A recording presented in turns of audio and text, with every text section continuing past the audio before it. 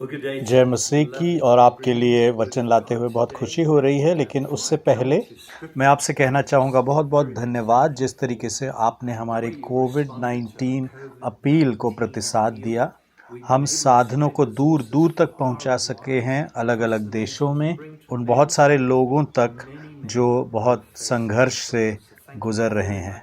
तो बहुत बहुत धन्यवाद। और मैं कहूँगा कि लगातार साथ में खड़े रहें इन मुश्किल दिनों में। आइए हम यहोशू 3 और मैं वचन 1 से पढ़ूंगा, और इसका शीर्षक कहता है इज़राइलियों का यरदन पार करना। वचन 1।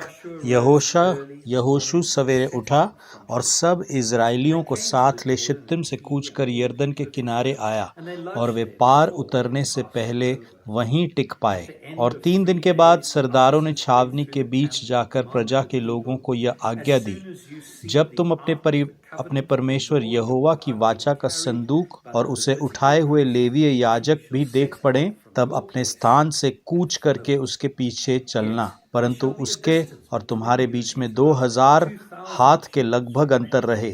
तुम संदूक के निकट न जाना, ताकि तुम देख सको कि किस मार्ग से तुमको चलना है, क्योंकि अब तक तुम इस मार्ग पर होकर नहीं चले। फिर यहोशू ने प्रजा के लोगों से कहा, तुम अपने आप को पवित्र करो, क्योंकि कल के दिन यहोवा तुम्हारे मध्य में आश्चर्य कर्म करेगा। तब यहोशू ने याजकों से कहा, वाचा का संदूक उठाकर प्रजा के आगे आगे चलो। तब वे वाचा का संदूक उठाकर आगे आगे चले।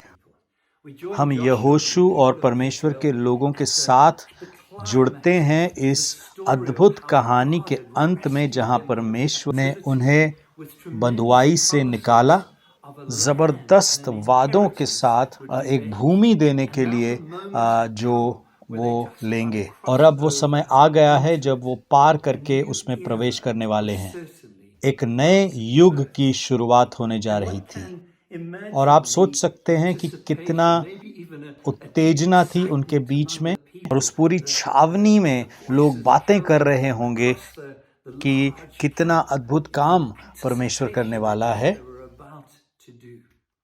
लेकिन जैसे हम इस पर सोचें तो वहाँ कई लोग ऐसे भी होंगे जो काफ़ी चिंतित होंगे, अनिश्चित होंगे, और थोड़ा सा डर भी होगा, क्योंकि जैसा हमने देखा कि वो इस रास्ते पर पहले नहीं चले थे।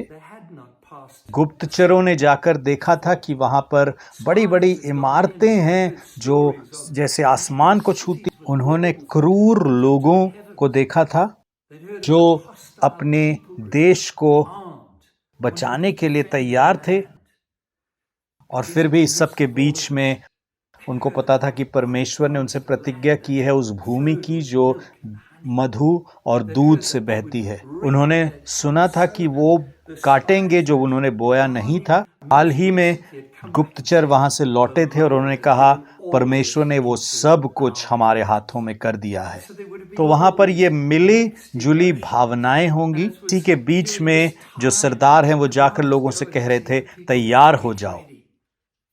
और एक अद्भुत बात कही जो आज हम पर भी लागू होती है, इस रास्ते पर हम पहले नहीं चले हैं।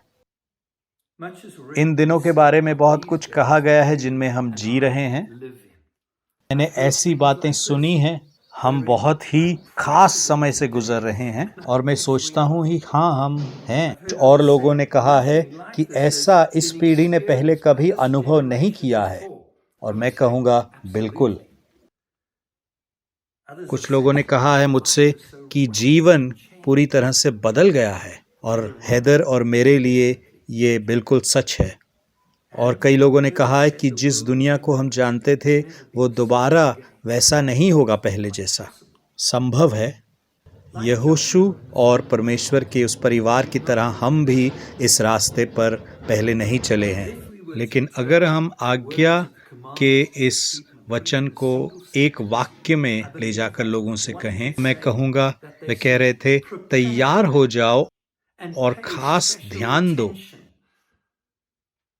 लोगों से तैयारी की ज़रूरत थी। इस रास्ते पर वो पहले नहीं चले थे, और लोगों से कुछ बिल्कुल अलग की उम्मीद थी। इस समय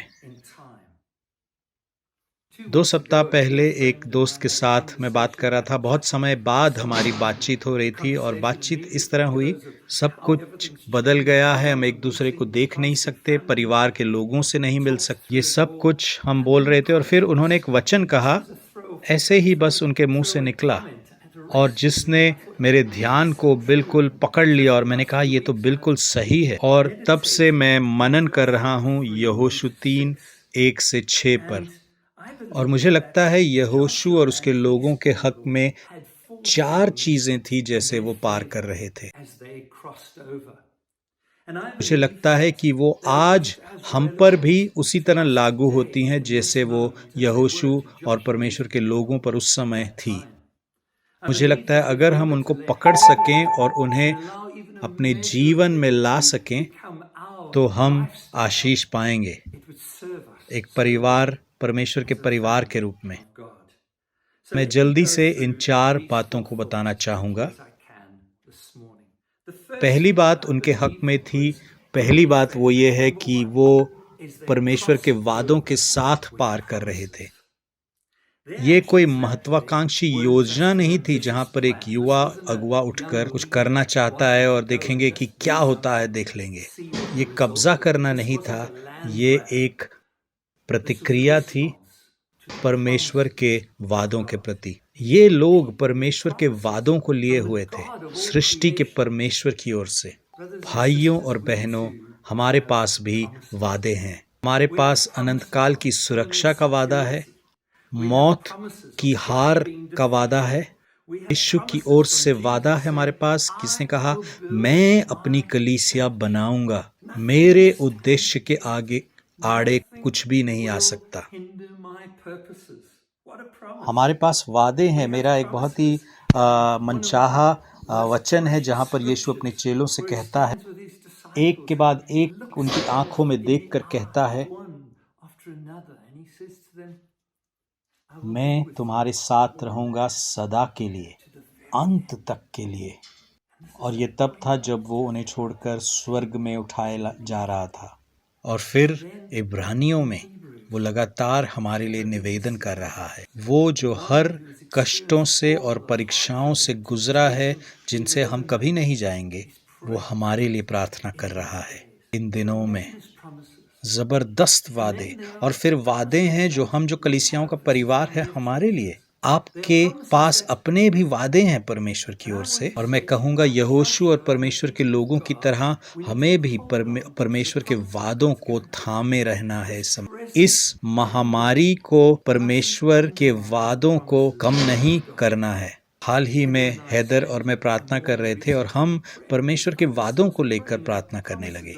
बहुत पीछे जाकर याद करके प्रार्थना कर रहे थे, जब हम नए नए शादीशुदा जोड़े थे और परमेश्वर ने हमें वादे दिए थे, उनको याद कर रहे थे। और हम प्रार्थना कर रहे थे, प्रभु तूने वो कहा था और तूने उसको पूरा किया, तूने कहा था वो दूसरी बात और तूने उसको भी देख पूरा किया है। तूने प्रभु कहा और देख वो यहाँ भी पूरा हुआ है। और फिर हमने उन वादों के लिए प्रार्थना की जो अभी पूरे नहीं हुए हैं, और एक विश्वास उभरने लगा। यहोशू और उसके लोगों की तरह हमारे पास वादे हैं, आओ हम उनको थामे रहें। दूसरी बात जो उनके हक में थी, उनके साथ परमेश्वर की उपस्थिति थी।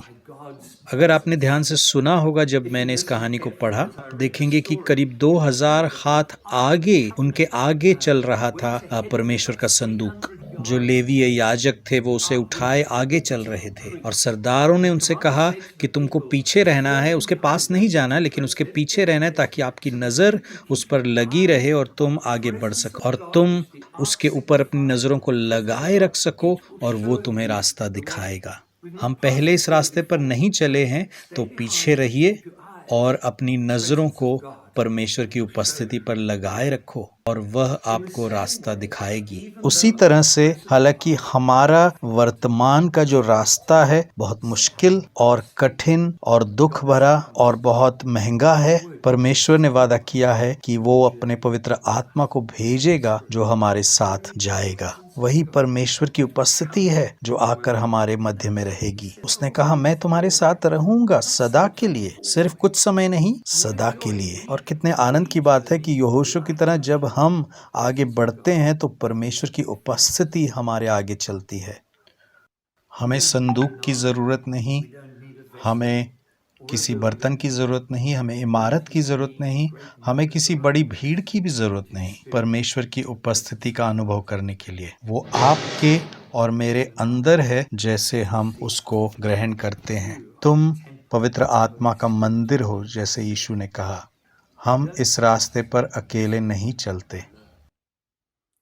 और आज सवेरे आप अपने घर में अकेले बैठे हैं, हफ्तों से लॉकडाउन में। शायद आप अपने परिवार के साथ बैठे हैं, शायद आप दुख में हैं, गम में हैं, शायद आपने किसी को खोया है, आपके किसी अपने को खोया है,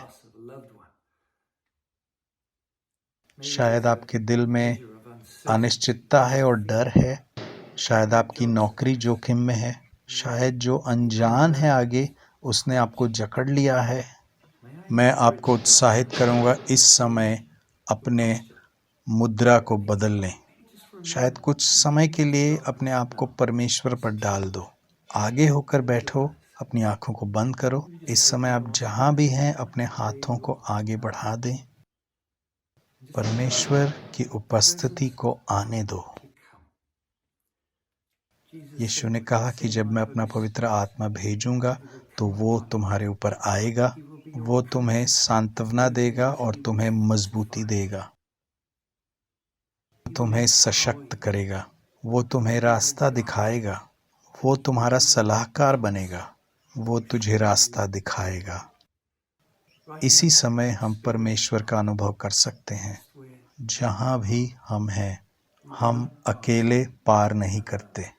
शायद आपको भविष्य की चिंता है, लेकिन मैं आपसे कहना चाहूँगा, परमेश्वर की उपस्थिति को अपने ऊपर आने दो और उसकी शांति को महसूस करो, जो इन सारी अनिश्चितता को शांत करता है। यहोशू और परमेश्वर के लोगों ने अपनी नज़रों को संदूक पर लगाए रखा और नदी में कदम रखा और सारा जो पानी है वो एक तरफ हो गया और वो नदी बिल्कुल रुक गई पीछे और वो बिल्कुल सूखी भूमि पर चलकर उन्होंने पार किया। परमेश्वर की उपस्थिति के साथ हम अद्भुत बातों को हासिल कर सकते हैं। आप और मैं इस समय में ये कर सकते हैं। धन्यवाद यीशु। और तीसरी बात जो उनके हक में थी वो ये थी कि उन्होंने अच्छी तरह से तैयारी की।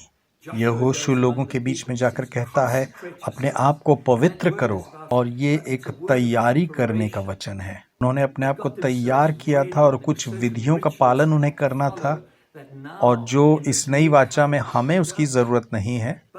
पर उसी तरह से भाइयों और बहनों, जैसे हम अब लॉकडाउन के 6ठे सप्ताह में और बहुत कुछ बदल गया है। अगर मैं ईमानदारी से कहूँ, शुरुआत के सप्ताह में मुझे बहुत मुश्किल हो रही थी कुछ भी करने को दिनचर्या में। मुझे याद भी नहीं रह रहा था कि कौन सा दिन है, बहुत ही गड़बड़ा गया था।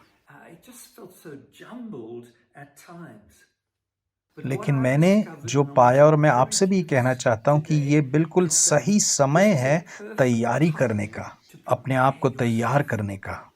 ये सही समय है अपनी दिनचर्या और अपने बर्ताव को स्थापित करने, जो हमें मदद करें ताकि जब हम इकट्ठा होंगे, जब हम इस मुश्किल समय से निकल कर आएंगे तो हम पाएंगे कि हम तैयार हैं पार करने के लिए उस नए युग में, और जो भी परमेश्वर करने वाला है। और सोचो कलीसिया कितनी अलग होगी अगर परमेश्वर के लोग सब तैयारी करके आए हैं। अपने आप को तैयार करो, समय को बर्बाद मत करो, समय को जाने मत दो हाथ से, और बार बार एक अच्छे काम को करते रहिए ताकि वो आपको मदद करेगा। लॉकडाउन के समय में मैं इब्रानियों की किताब का अध्ययन कर रहा हूँ। इब्रानियों अक्सर मेरे लिए रहस्यमय किताब रही है, लेकिन मुझे बहुत ही पसंद है। और जब मैं अध्याय 5 पर पहुंचा तो लेखक परिपक्वता की बात करता है, और एक वचन जो अध्याय 5 और वचन 14 कहता है कि जिनकी ज्ञानेंद्रियां अभ्यास करते करते निपुण हो गई हैं, लगातार अभ्यास करते करते निपुण हो गई। और मुझे ये सच में महसूस हुआ कि ये सच है, चाहे परमेश्वर के वचन की बात हो, प्रार्थना हो, दूसरों को उत्साहित करना हो, आराधना, लगातार अभ्यास करते करते ये बेहतर होता। जैसे मैं इस वचन के बारे में सोच रहा था तो सोशल मीडिया पर मैं बड़े बड़े खिलाड़ियों के बारे में सोच रहा था, जो बड़े क्रिकेटर हैं या टेनिस प्लेयर्स हैं, फुटबॉलर हैं। वो दिखाते हैं अपने खेल को, लेकिन अपने घर में, अपने आंगन में वो लगातार अभ्यास करते रहते हैं। और वो इस बात को कहते हैं मसल मेमोरी या पेशियों की याददाश्त। और आप एक टेनिस खिलाड़ी के बारे में सोच सकते हैं, जो लगातार मारता है, लगातार उस गेंद को मारता है और वो अभ्यास करता है। और फिर जब असल खेल का समय आता है तो उसकी जो याददाश्त है वो इतनी अच्छी तरह से प्रशिक्षित हो उसका रैकेट, उसकी बाहें और उसका समय, उसका वजन, सब कुछ बिल्कुल संतुलन, और वो बिल्कुल परफेक्ट शॉट लगाता है।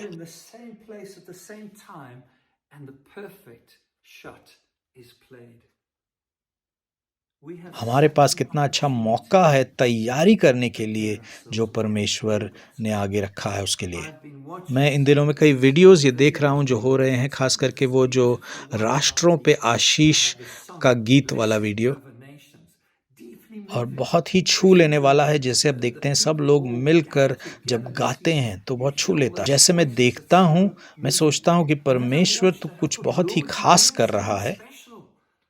क्या हम जागृति देखने वाले हैं? जागृति देखने वाले कल ही रिपोर्ट आई कि यूनाइटेड किंगडम में 4 में से 1 लोग अब ऑनलाइन कलीसियाओं पर भाग ले रहे हैं, मंडलियों में जा रहे हैं। प्रभु यीशु, उसकी मंडली को तैयार होना है। भाइयों और बहनों, अपने आप को अच्छी तरह तैयार करें। और अंत में नंबर 4, वो वहां एक साथ गए। शुरुआत में ही इसके कहता है कि यहोशू और उसके सारे लोग। परमेश्वर ने हमें अकेले जीने, अकेले मसीही जीवन के लिए नहीं बुलाया है। और कुछ लोग अभी लॉकडाउन से बाहर भी आ रहे हैं, कुछ देश, जो बहुत अच्छी बात है।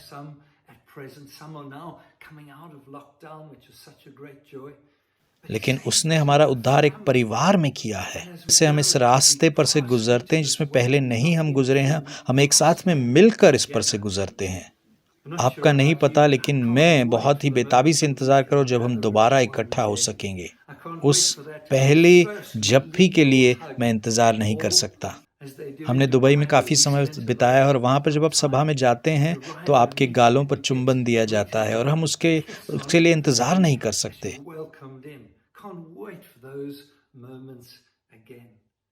और इस समय भी जब हम आइसोलेशन में हैं, अकेलेपन में हैं, हमें भूलना नहीं है कि परमेश्वर ने हमें एक परिवार की तरह एक साथ में बुलाया है।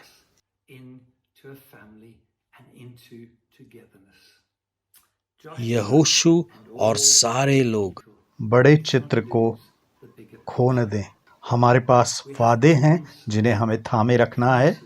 हम जानते हैं कि परमेश्वर हमारे आगे जा रहा है, उसकी उपस्थिति हमारे साथ है। भाइयों और बहनों, अच्छी तरह तैयारी करो, जान लो और अच्छी तरह से तैयारी करो, ताकि जब हम दोबारा इकट्ठा हों तो एक दूसरे में बड़ा बदलाव देखें और अंत में एक साथ में मिलके पार करें। मुझे अच्छा लगता है इस वचनों के अंत में यहोशू कहता है तैयारी करो, और फिर कहता है कि कल परमेश्वर आपके बीच में आश्चर्य कर्म करेगा। मुझे नहीं पता आगे क्या है, लेकिन मुझे इतना पक्का पता है कि आने वाले महीनों में और सालों में परमेश्वर बड़े बड़े काम करने वाला है। तो आज परमेश्वर आपको आशीष दे और आपको संभाले रखे, उसमें बढ़ते रहें, बने रहें और बड़े चित्र को अपने सामने रखें जब तक कि हम दोबारा एक साथ नहीं मिलते। प्रभु आपको आशीष दे दूर दूर देशों तक। अभी के लिए अलविदा।